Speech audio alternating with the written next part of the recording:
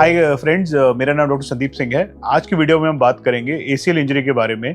ACL क्या होता है, उसकी इंजरी में क्या ट्रीटमेंट होता है और अगर सर्जरी तक बात जाए तो उसका क्या प्रोसीजर होता है और क्या कॉस्ट होता है। ये वीडियो बहुत ही इंपॉर्टेंट है उन लोगों के लिए जिनको एसीएल इंजरी डायग्नोस हुआ है, तो उन लोगों के लिए मेरा रिक्वेस्ट है कि वीडियो को एंड तक देखें। दोस्तों, हमारा जो घुटना होता है उसके अंदर एक लिगामेंट होती है जिसको कहते हैं एंटीरियर क्रूशिएट लिगामेंट यानी एसीएल। एसीएल जो होती है हमारी बॉडी के अंदर सबसे कॉमनली इंजर्ड लिगामेंट है इंडिया के अंदर। ये कभी भी अगर आपका बाइक एक्सीडेंट हो या कोई कॉन्टैक्ट स्पोर्ट हो जैसे क्रिकेट, फुटबॉल, जिसके अंदर आपका पैर से लग जाए और घुटना ट्विस्ट हो जाए या बाइक से गिरने से घुटना ट्विस्ट हो जाए तो ये लिगामेंट टूट जाती है। ये लिगामेंट इंजरी इतनी कॉमन है कि मैं साल के 300 दिन कम से कम इसका ऑपरेशन करता हूँ। डेली एक एसीएल ऑपरेशन हम डेली करते हैं, इतनी कॉमन है ये इंजरी। तो इसके रिगार्डिंग बहुत सारे लोगों के बहुत डाउट्स भी रहते हैं, तो मैं आशा करता हूँ इस वीडियो से आपके डाउट सारे क्लियर होंगे।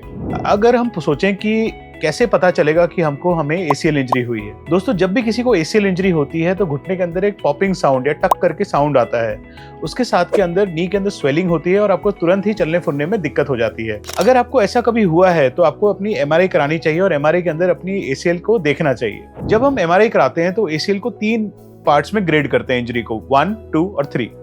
जो ग्रेड 1 इंजरी होती है उसके अंदर माइनर लिगामेंट स्प्रेन होता है, मतलब कुछ ही फाइबर्स का डिसरप्शन हुआ है, उसके अंदर हमें जनरली कुछ करने की जरूरत नहीं पड़ती है। जो ग्रेड 2 इंजरी होती है उसका मतलब कि कुछ फाइबर्स का डिसरप्शन अराउंड 40-50% हो गया है। अब इसके अंदर 2 तरह का ट्रीटमेंट होता है। फर्स्ट होता है नॉन सर्जिकल या कि फिजियोथेरेपी। इसके अंदर हम फिजियोथेरेपी करके आपके जो घुटने के ऊपर के मसल क्वाड्रिसेप्स और घुटने के पीछे के मसल हैमस्ट्रिंग उसको स्ट्रेंथन करते हैं ताकि आपका घुटना ताकत पा सके और आप बिना ऑपरेशन के ठीक हो जाए। बट अनफॉर्चुनेटली अगर फाइबर्स आपके फिजियोथेरेपी के बाद रिटेन नहीं हो पाते, उसके बाद भी अगर घुटने के तो इंस्टेबिलिटी या लचक रहती है, तो ग्रेड 2 के अंदर भी हमें ऑपरेशन करने की जरूरत पड़ती है। अब आई बात ग्रेड 3 यानी कंप्लीट टेयर, यानी 100% आपका डिसरप्शन हो गया है। दोस्तों इस कंडीशन में जो इंसान होता है उसको चलना बड़ा दिक्कत हो जाती है क्योंकि उसको घुटने के अंदर हमेशा इंस्टेबिलिटी लगती है। तो जो एक वर्ड यूज करता हूँ वो यूज करता हूँ कॉन्फिडेंस। ऐसे इंजरी के बाद हमेशा आपको लगेगा कि जिस घुटने में आपको चोट लगी है उसका ताकत कम हो गई है, उसके अंदर कॉन्फिडेंस आना कम हो जाएगा।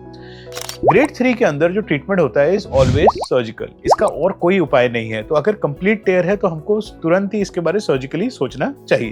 अब जब बात आती है एसीएल सर्जरी की, जो ये ग्रेड 2 हाई ग्रेड या ग्रेड 3 के अंदर कौन सी सर्जरी की मैं बात कर रहा हूँ जरा मैं बताता हूँ आपको। एसीएल ऑल्दो एक इंजरी है और लिगामेंट इंजरी है जो कि यंग लोगों में होती है, तो बहुत घबराहट हो जाती है लोगों के अंदर कि क्या हम ठीक हो पाएंगे कि नहीं। तो ये बात आपको समझना जरूरी है कि आर्थोस्कोपिक सर्जरी जो कि कैमरा द्वारा ये एसीएल लिगामेंट सर्जरी की जाती है उसके रिजल्ट्स बहुत अच्छे हैं। उसके रिजल्ट्स इतने अच्छे हैं कि लोग अपनी इंजरी के 3 से 4 महीने के बाद वापस से दौड़ना, खेलना, बाइक चलाना, जो मर्जी जो करना चाहे वो कर सकते हैं। मैं जो ऑपरेशन करता हूँ उसे हाइब्रिड एसीएल टेक्नोलॉजी कहते हैं। मतलब हम क्या करते हैं कि आपका जो घुटना है उसके अंदर वापस से एक कैमरा डाल के ऊपर और नीचे एक होल बनाते हैं।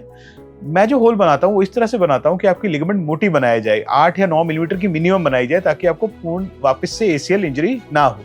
जब मैं एसीएल को नया लिगामेंट लगाता हूँ तो नीचे उसको एक स्क्रू से पकड़ता हूँ जिसे हम बायो स्क्रू कहते हैं, जो कि बॉडी में मेल्ट हो जाता है, और ऊपर एक टाइट करके चीज लगाते हैं, जैसे टाइट रोप, और साथ में कभी फाइबर टेप भी देते हैं। दोस्तों एसीएल बिकॉज हम बहुत ही टाइट वे में लगाते हैं, हम अपने पेशेंट्स को बाद में ब्रेस वगैरह नहीं देते और पेशेंट को अगले दिन से ही चलाना हम स्टार्ट करा देते हैं। तो जो कॉमन क्वेश्चंस ये होते हैं कि हम कब चल पाएंगे, तो पहली बात तो मैं ये बोलना चाहता हूँ कि जिस दिन आपका ऑपरेशन हुआ उसके अगले दिन से आप खड़े होकर खुद से चल सकते हैं। ऑपरेशन के अगले दिन आप खुद चल के घर जा सकते हैं। ऑपरेशन के 15-20 दिन बाद आप स्कूटी वगैरह चला सकते हैं और ऑपरेशन के 1 महीने के बाद बाइक वगैरह चलाना स्टार्ट कर सकते हैं। जो रिटर्न टू रनिंग टाइम या रिटर्न टू स्पोर्ट टाइम आपका अराउंड होता है 3 to 4 months, but the results are excellent. तो अगर आपको हायर ग्रेड इंजरीज डिटेक्ट हुई है या आपको इसके बारे में डाउट है तो प्लीज नीचे दिए हुए नंबर पे कांटेक्ट करने की कोशिश करिए या हमें कमेंट सेक्शन में मैसेज करिए। नमस्ते, ठीक है।